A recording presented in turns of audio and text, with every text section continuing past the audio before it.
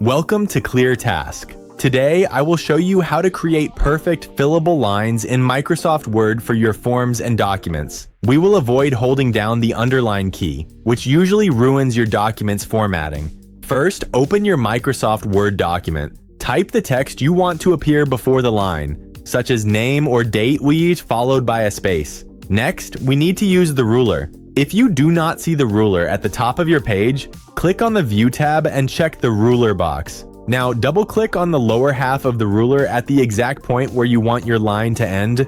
For example, click at the 6-inch mark. This action will open the Tabs dialog box. Inside the Tabs window, look at the Alignment section. Keep it set to left. Then look at the Leader section below it. Select option 4, which represents the solid underline. Click Set and then click OK.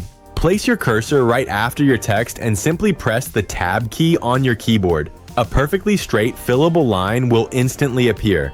This approach ensures that your layout remains completely stable and professional. You can repeat this exact process by hitting Enter, typing your next field name, and pressing Tab.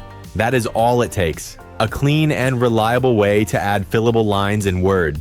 If this guide was helpful, please like the video and subscribe to ClearTask for more straightforward tutorials.